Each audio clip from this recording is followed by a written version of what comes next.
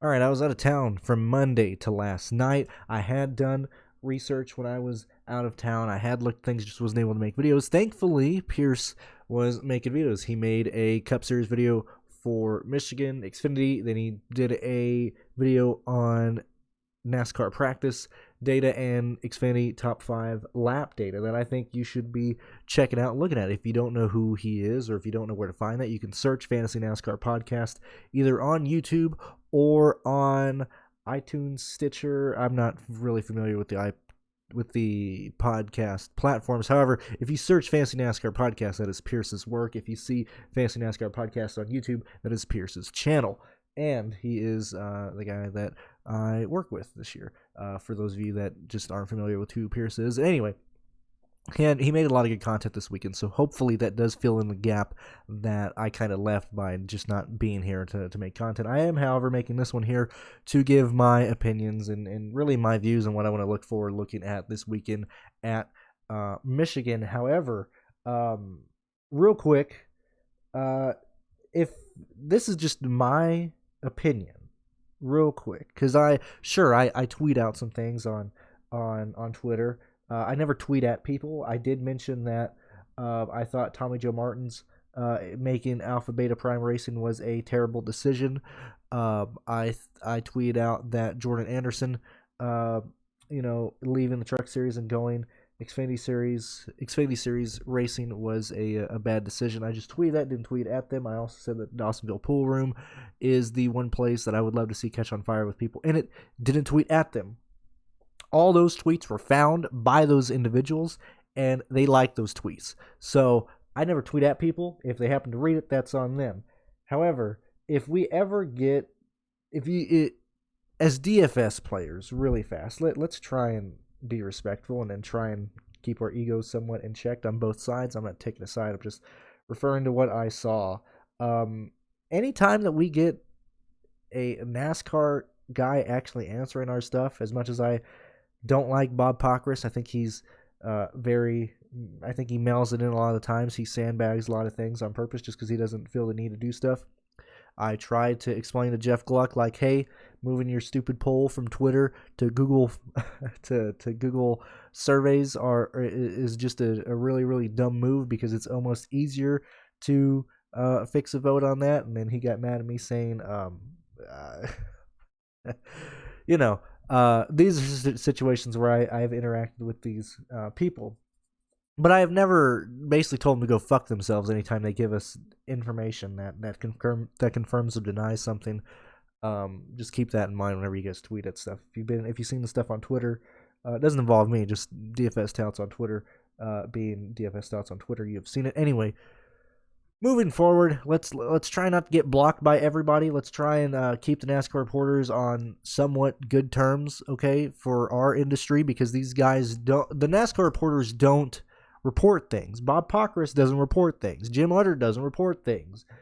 Jeff Gluck doesn't report anything relative or important to fantasy stuff. Okay, the only guys that are actually going to provide information are the guys in the industry, but not necessarily reporters. And so anytime you are annoying them or telling them to go fuck themselves on Twitter, or you didn't tell them verbatim to go fuck himself, but when you say, are you finally going to have speed this weekend, you're making it very difficult for us to get actual information. I think you're hurting the industry as a whole.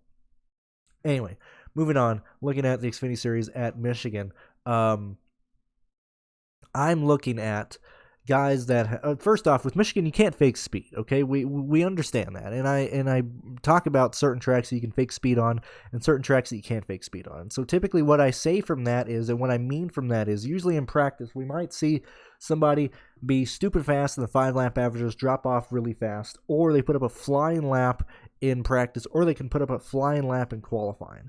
Okay, but when we look at how that car should run relative to the rest of the field, I say that's faking speed. You can go out and hot lap in practice and make your car look extremely fast. But when we look at how your car has performed recently, or at similar track types or at similar races recently, and then we see what you do in practice, we can usually find the outlier being practice. Either you're running a Q setup, you're hot lapping, trying to make sure that you qualify in a good position to have pit selection for the next race, and so on and so forth. And so when I say fake speed, Tracks that you can't fake speed at would be Michigan, would be places like Nashville, would be places like Pocono, would be places like some short tracks like New Hampshire. You can't fake speed at New Hampshire. You can't fake speed at Richmond, okay?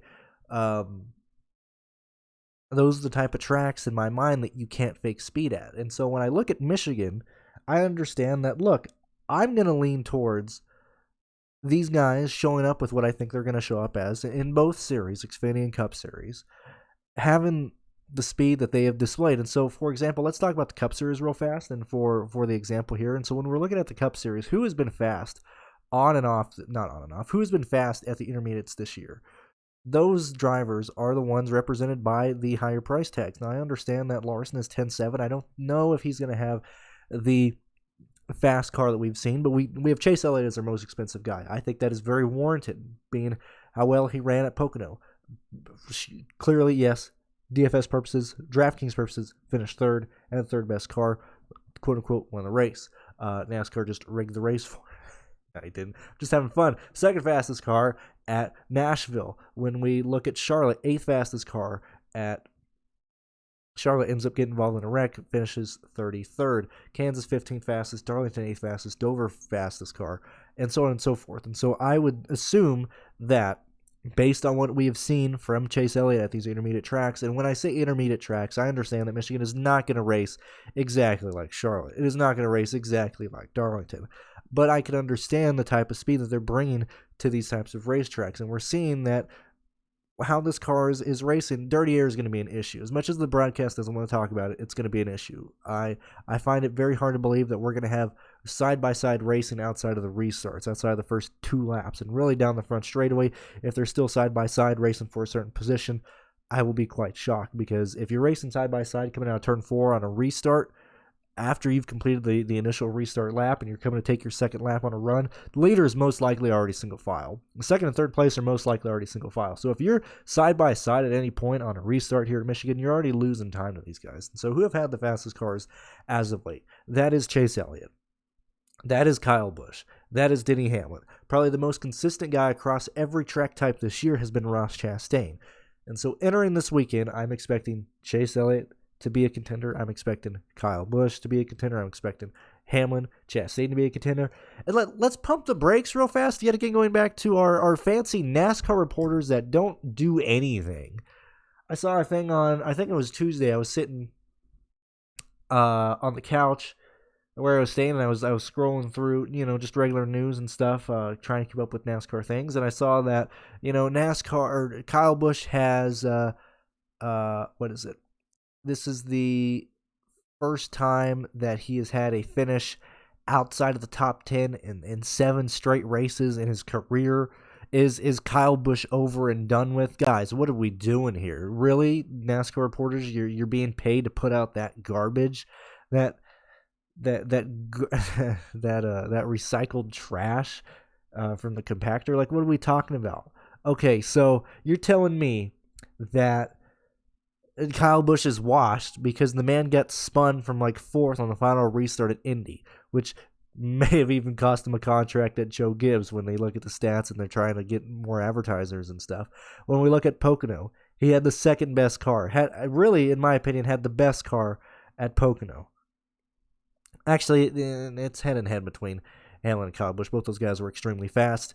Okay, so NASCAR, takes away a second place finish. Okay, we all know that they had the second best car. We all understand that. Come on, like that, the stuff underneath the vinyl wrap, sure, it may have been giving them more downforce in the corners. It may have been giving them an edge, but really, it's not like they were putting in a different motor. It's not like they were absolutely overextending and cheating their ass off. I look at Pocono and understand, based on what Kyle Busch have shown, what Denny Hamlin has shown, when we look at Darlington, when we look at the potential at Darlington and how they performed there, when we look at how Denny Hamlin performed at Dover and then got wrecked and then lost a tire, ran into bad luck. This was not a surprise seeing them run well at Pocono, okay? And so when we see, these stupid articles saying like Kyle Busch hasn't finished in the top 10 in the last 7 races, the first time in his career he hasn't done that. Okay, sure, got wrecked at Indy, had a second place taken away. What are we talking about? had a rough day at Atlanta. Ooh, well, okay. They're slow at the road courses. We understand that. Nashville, are you kidding me? Are NASCAR reporters, are you guys even watching these races, ladies and gentlemen? Nashville was Joe Gibbs all over until they decided to pit on the last restart for God knows why, for whatever reason that was. When there was no tire fall off. I don't know why Joe Gibbs pitted at Nashville. So what are we doing? What is this propaganda nonsense that these reporters put out? I don't remember who this was. I think it was Daniel. I don't remember but this is why I hate NASCAR reporters, and it goes back to why I started. Like, please, as a DFS industry, can we not just piss away our only inside information? Like, I have 3 insiders. I'll tell you that right now. I have 3 insiders in NASCAR that I get a lot of my information from that I bring to you guys. First off, I would never tweet at them publicly. First off, I'm keeping their identity as a secret. Secondly, they are not active on Twitter. Do you know why? Because NASCAR fans are a bunch of egotistical maniacs. Okay, Twitter is a very violent place, and so any of the people on Twitter who openly give out information that you wouldn't necessarily find from Bob Pockris, you wouldn't necessarily find from the NASCAR reporters, from Race Hub, from NASCAR America, let's not taint that relationship, okay? Because they're already being not suspended, but they're already being told by NASCAR, hey, do not tell information pertaining to the NASCAR cars. Do not tell information pertaining to how this car is racing on Twitter. And we've seen it before. We've seen them tweet out that I can't talk about this. NASCAR has asked us to not talk about this on Twitter. So let's please not absolutely throw away our only source of communication. Okay, I think we can all agree that, and this isn't just me with my videos and my stuff. Like, in general, NASCAR is a much better sport when everything is transparent, when we have context to understand why teams do certain things, or why certain parts are failing, or why certain things happen. So let's not throw away that connection, okay? Anyway, Elliott, Kyle Busch, Hamlin, Reddick, all contenders this weekend, all guys that I expect to be up there. And this is a situation where I don't think we're going to see much passing for the lead on the racetrack. Leader is going to start on the outside lane. That's just how it's going to be, okay? Due to the choose rule, we've had some instances in the past races here at Michigan to where you see guys finishing better than what they should finish, finishing worse than what they should finish in both series because the inside lane was just at a huge disadvantage. Now, we got the choose lane. I believe that every time the leader is going to start on the outside, they should very easily clear the inside lane through the center of 1 and 2, and down the back straightaway, they should be by themselves. And so pit road, in my opinion, is going to be a bigger thing going into this week than it was at Pocono. Kind of back in New Hampshire, where I think New Hampshire is going to be a race, and even Gateway that's going to be determined a lot on pit road. Okay, and so that's leaning me towards Chastain because he's been extremely fast. Chase Elliott because they've been extremely fast on pit road. We understand these. The Joe Gibbs teams, Truex, Hamlin, Kyle Busch, and even Christopher Bell have been extremely fast on pit road, and they're running times that are in the top 6. Okay, both on track and on pit lane. These are guys that I would assume would have a chance of getting the lead on pit road. Okay, I'll talk about Xfinity in a second after I talk about Cup, I guess.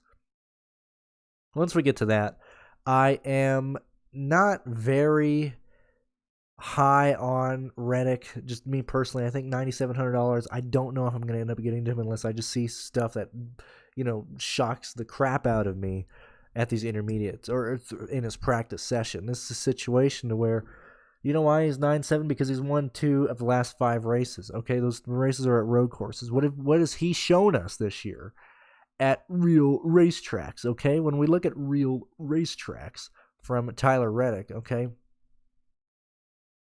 we have to go all the way to Dover. Okay, 29th fastest car. Missed a bit there. Darlington, second best car in terms of speed, but that is because he was able to finish the Darlington race. When we look at him and compare him to where he sat with everybody else in that race, he most likely has a 9th best car because we got to remember we lost a ton of lap leaders in that race. Chastain, Truex, Kyle Busch. These are guys who all ran into issues at Dover and didn't get the not Dover at Darlington and didn't get the finish that they should have had. And so when we see that Reddick has the second best car at Darlington, let's bump that down and give them around an 8th, 9th best. Okay, Kansas 7th best. Okay, Charlotte yet again got into a wreck fest. Okay, he did finish 6th, had the 3rd best car at Charlotte, but we got to keep that finish and where he was running in context, because that race did get quite stupid late in the race, and it just got really dumb across the board. When we look at New Hampshire, not New Hampshire, when we look at Nashville, 18th best car, finished 18th at Nashville, despite the fact that people got incredibly stupid, despite the fact that 4 big-name contenders pitted late in that race, and he still only finished 18th. That's a big hindrance. And so when we're looking at Michigan, I don't see Tyler Reddick as a contender. I don't see him as a guy who I think is going to win this race. I don't see him as a guy who I think I'm going to end up prioritizing, just due to the fact that he has not shown speed here. And I'm not looking at Auto Club. Auto Club, you design a car completely different. You set the car completely different. And when we look at this year's race at Fontana, we got to understand that this was the first race in this next-gen car. Okay, this was the first race to where we still had the roadblock issues. We still had the tire issues. We still had people spinning out. We still had people running. There were so many cautions at Fontana, and so many people ran into issues at Fontana. We can't even take that into consideration. Okay, so I'm not comparing Fontana to Michigan. There's no reason to put it. It's two different tracks. Okay, they're 2 miles, but they race completely differently. When we look at Martin Truex Jr. at 9.5, as I said, for months and months leading into the intermediate tracks, and specifically at Nashville, maybe that's why I'm so annoyed at Nashville. Maybe that's because why it just burned into my brain of how the Joe Gibbs cars have been performing, is because these are the guys at the top of the food chain right now. Okay, we do have Elliott up there, we have Chastain, and then we have KBM. I don't know why I keep saying KBM. We have Joe Gibbs Racing. Truex at 9.5, a guy I'm very interested in, a guy that I believe is going to be a contender to get the lead on pit lane, to lead fast laps. And this situation to where when we look at how Martin Truex Jr. has ran compared to what the public perception of him is, okay, wow, Martin Truex doesn't have a win. Okay, I can't think of a better season that I could ask from a driver than Martin Truex Jr. Who cares if he doesn't have a win?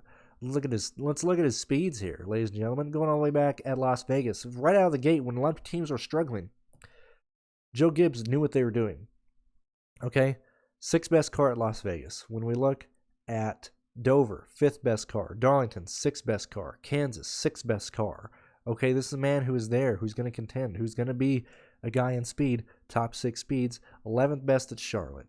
Gateway was 5th. Yet again, led laps at Gateway. Under own. I think it was like 8% own at Gateway. Massively under own. Gets the lead on pit lane, leads when nobody else is playing him. This is how Truex gets fast laps. This is how Truex gets laps led. It's a combination of running in the top 5 and having a pit crew that's going to be there. Okay, 3rd best at Nashville. I don't know what more you want. I don't understand why Truex is 9.5. If anything, Truex will most likely be a priority guy for me, just due to the fact that I believe in the car. I believe in him, and I believe in what Joe Gibbs is bringing to the tracks. Certainly here at Michigan, that's just where we're at. Blaney, I'm going to have to see him practice. We kind of understand where Blaney is at. Probably the best, the Ford camp. The guy who's going to be anywhere from 9th to 6th. Does he get that bump to get in the top 5 in terms of speed? Gonna have to see him practice. Gonna have to see what they show up to the track in, because this is Ford's home game. I'm sure Ford is gonna be putting a lot of stuff into this, a lot of time and effort to try and win at their home track. We'll see how it happens. Now, when we get to William Byron, and I'm sorry that I'm going through the pricing ranges, but this is just, I'd rather get all my thoughts out right here, just because I haven't been able to do it the past couple days since I was out of town. When we look at William Byron, yes, he has had a fall off of where he was earlier in the year. And I still love Byron at the short tracks, okay? When we look at how he performed at the intermediate tracks this year, we're seeing that he's around a 10th place car. I would give that his ceiling, 10th to 8th place. I don't know if I can chase that at 9-2. I'd much rather go to Christopher Bell. Christopher Bell is an identical play to Truex. He's an identical play to Kyle Busch. He's an identical play to Hamlin. I would not be shocked if Christopher Bell won this race. I would not be shocked at all. And so when we're looking at these drivers, the guys that I'm clicking off, the guys that I'm seeing right now as targets that I want to focus on and really dive into how they're looking at in practice, looking at how likely they are to lead laps based on their pit selection. That's Elliott, Kyle Busch, Hamlin, Chastain, Truex, and Bell. That's where we're at. And at this point, we're in the 8K ranges. It's going to be heavily dictated by what these guys are able to perform in a race that I don't see a lot of passing in outside of the restarts. I see the lead being dictated primarily by guys running in the top 5 or on pit lane, and really dictated by the top 2 fastest cars and when they can pass and what happens if they run into traffic or whatnot. Logano, I'm not seeing much right now that leans me to Logano. When we look at Suarez, I like Suarez. I'm interested in Suarez. I want to see what he brings in practice. We're seeing Harvick start performing better. Alex Bowman has burned a lot of people recently as of late. I am perfectly fine with that. When we look at his price at 8.2, this is a situation where, look, Alex Bowman is going to come back, okay? Alex Bowman is going to be in a situation, and same thing with Byron. However, I think Bowman is more likely to do it faster than William Byron is. When we look at how Bowman performed this year at intermediate tracks, second best to Las Vegas. Dover, fourth best. Despite the fact that we did have some guys run into issues and not be able to finish the race, that's still great to see. Top 10 speed there. Darlington gets involved in an early wreck. At least I think he's involved in an early. I know he's involved in a wreck. I don't remember at what point he is involved in. Kansas, 10th place. Charlotte, 14th. Nashville gets wrecked early at Nashville. That was very unfortunate, and that led to a string of finishes to where he would just get wrecked early. Or not even wrecked early. I think I don't remember at what point Bowman got in the wall at Nashville, but he gets wrecked there, wrecked early at New Hampshire. Finishes very, very poorly at Indy. This situation where he's burning people. He's 8.2. I want to try and be ahead of the curve on Alex Bowman. I like his play. I like him. Jones. I like both these guys here at Michigan. I think they are contenders to be in your lines. Once we get past that point, Austin Hill, I'm going to have to see. Not very interested in him at 7.7. Chase Briscoe, 7.5.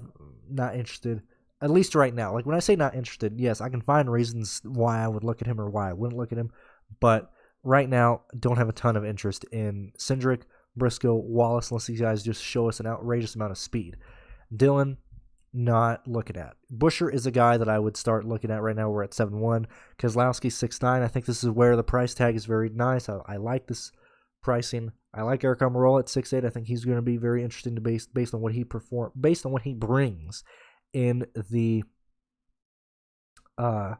practice and qualifying and what his projected DraftKings points can be. Stenhouse is going to be a 12th place car. Keep that in mind based on where he qualifies. I think that's where we're at. McDowell, this race should go green, okay, unless we wreck a ton of cars on restarts. I see McDowell being around a 17th place driver, okay, 17th, 16th place driver. $6,500 for a guy who most likely will qualify around 20th. If a guy finishes around 17th, not going to work for me. Austin Hill, going to be very interested in seeing how Austin Hill performs in practice. I like that he's running the Xfinity Series race. I like that he's $6,400. I like that he's in an RCR car. I'm interested in Austin Hill. I want to see what happens here, and especially because Cole Custer has been extremely slow this year. Excuse me. 25th place car. Harrison Burton, been struggling this year. Okay, when we look at it, where he's running where he's at in terms of running position, 22nd, 27th. Okay, Justin Haley, 59. I think that's going to be too much for him. Ty Dillon at 57. I think that's going to be too much for him. I'm somewhat interested in Gragson at 5.6. I like Gillen at 5.2. Okay, we're back at Gillen at 5.2. We're going to have to see what happens with the Rick Ware brigade. But J.J. Haley I do have some interest in. We'll see how things go. But really outside of that, I think it's Gillen at the bottom, Gregson at the bottom. I think Hill to get different in the 6K range. Eric Almirola is certainly interesting. Stenhouse is interesting based on where he qualifies. And then after that point, my priorities would then go to Jones, Bowman, Harvick, Suarez, Bell, Truex, Chastain, Denny Hamlin, Kyle Busch, Chase Elliott. That's where I'm leaning towards right now. That's where I've been leaning towards, this weekend as I'm driving down the road on a horse trailer for like 4 days. That was very, very tiring, man. I drove all around Texas. If you lived in Texas, I most likely drove through a city you live in, okay, over the last 4 days. Really, if you extended the last week and a half, I've driven coast to coast in the great state of Texas and back and forth at least 3 times over. So those are my opinions on the Cup Series. Let's try and get to Xfinity Series. And I understand that this is a very long-winded video. I understand some of you guys might not get this far. But look, I haven't been here. Wanted to make this. Wanted to get my thoughts out at least. When we look at Xfinity, Allgaier, Gregson, Barry, my guys that I am very, very interested in. Let me see. I am very interested in them. Ty Gibbs, I think, will be a very identical play to John Nemechek. Look, I made a video earlier in the year talking about how John Nemechek performs in this car. I'm perfectly fine with Nemechek in this car at $9,600. Seems like a great play. Seems like a great potential play here. And the thing with Xfinity is that, so we have Gregson, Allgaier, Barry, Nemechek.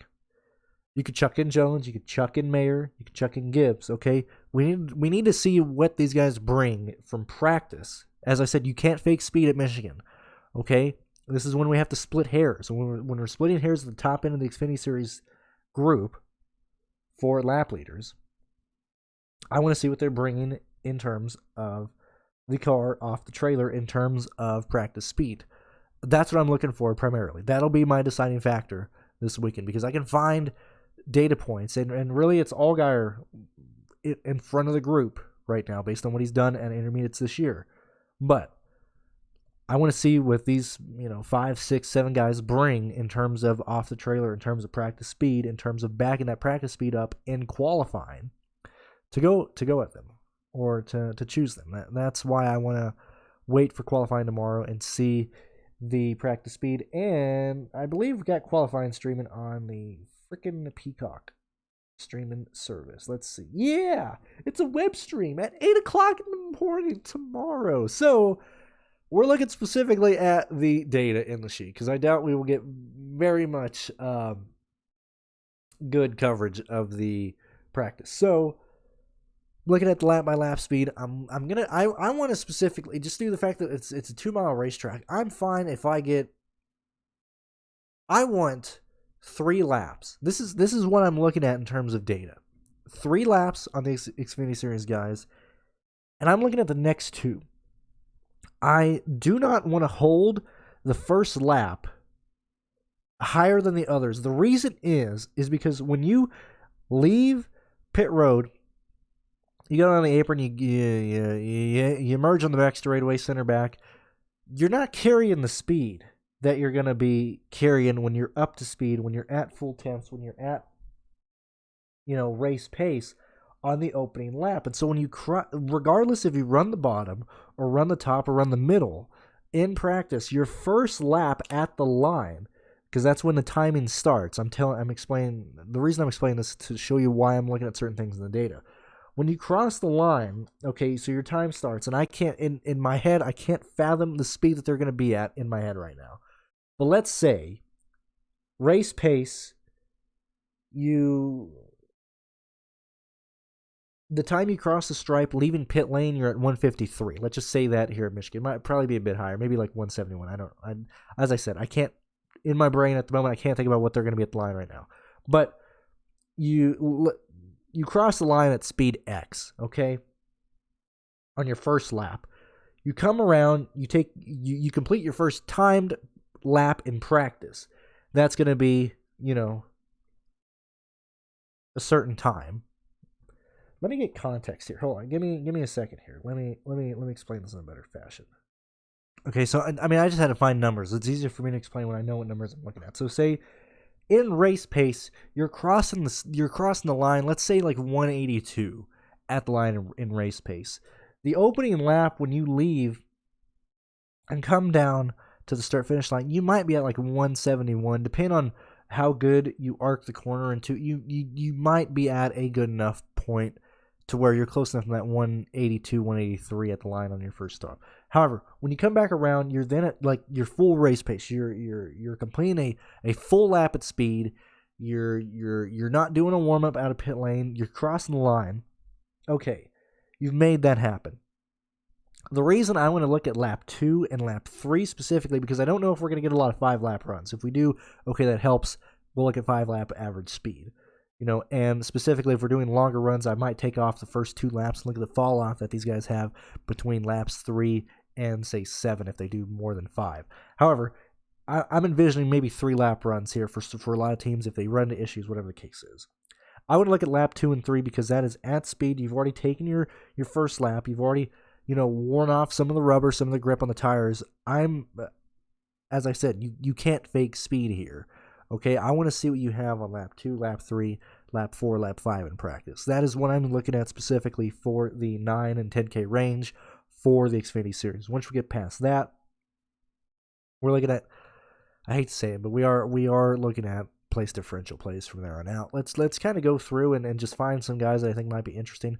It's very shocking to me that Williams, and granted we have 41 entries this week, fighting for 38 spots, so we will have the slowest guys not make the race. Clearly some guys might get in on owner points and things like that, but the fact that we have Josh Williams in this race is going to be interesting. The reason I say that is because I think the MBM cars don't qualify.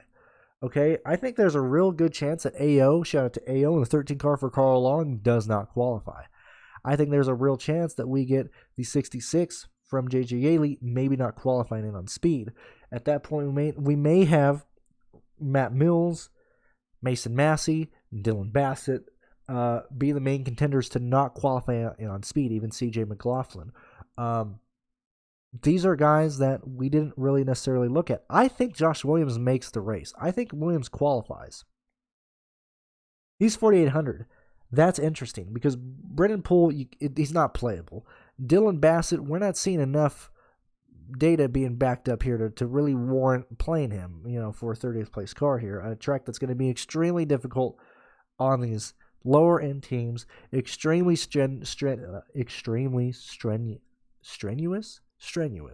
on the motor, on the equipment, because you're going from a very low speed in the corners, maybe like 140, 130, all the way up to 180, 190, close to, probably 195, 200 entering the corner. That's very hard on these lower end motors, okay? So the fact that Ryan Ellis is $4,900 sticks out. I'm imagining he's going to be chalk, okay? However, I think a interesting pivot if Williams makes the race would be Williams for a slight discount, but I think Ryan Ellis is going to be a fantastic play. I think Bailey Curry is going to be a good play. Josh Bilicki at $5,400 is going to be a good play. I would much rather play these guys over Starr, over Graff, over Massey, over Perkins. Blaine Perkins here. Okay, that's kind of nuts, man. Our Motorsports. You sure you don't have a lot of money? You don't. I don't know if you necessarily want to put all your stock in Blaine Perkins.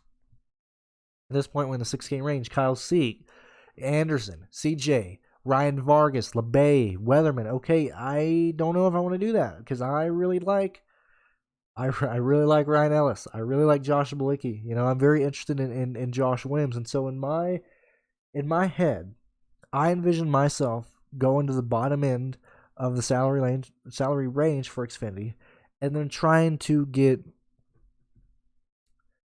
nail the guys that are going to be in the top 5 all day in this Xfinity Series race. The fact that they're $10,000 might seem scary, but the fact that we have so many playable guys in the 5K range and in the 4K range this weekend make it extremely viable for me. When we look at speeds in terms of where I think these guys are going to be, let me look right fast. I see that I think Allgaier, as I said, I think Allgaier is your primary guy. I think you can very easily grab 2 of Gibbs, Gregson, AJ, Nemechek, Sam Mayer, Jones. And Jones, for a guy that I think Jones ends up running better than we give him credit for in this race. That's just where I'm at. When we look at how Jones has ran here, this is one of Jones's better tracks on average. I understand we're looking at track history, okay? But when we look at this field and we look at how these guys are running, we're looking at playable guys. If Jones shows up with those speeds, as I said, when I'm looking at the practice speeds and I'm seeing lap 2, lap 3, lap 4, lap 5 looking extremely good with no fall off, I think he can be considered. Anyway, those are kind of like my early thoughts. I think Xfinity is always way more fun to look at guys in the bottom end of the salary than guys in the upper end, just because you're usually punting in some form or fashion. I think this is a very easy right now. Drivers under $5,700 and below, so that's Starr, Graf, Bilicki, Curry, Ellis, Williams. I think you can very easily play 2 of these guys in your line and get to everybody that you want, and get to guys and get to a lineup that projects out very well. That's where I'm at there. So thank you guys for listening real quick. Like I said, sorry I wasn't able to make videos this weekend, but I just got back last night. I wanted to make this real fast. Maybe you can listen to it this Friday evening or tomorrow before the live shows and everything like that. But I will see you guys then, and thank you for supporting me and supporting Pearce. I do appreciate it.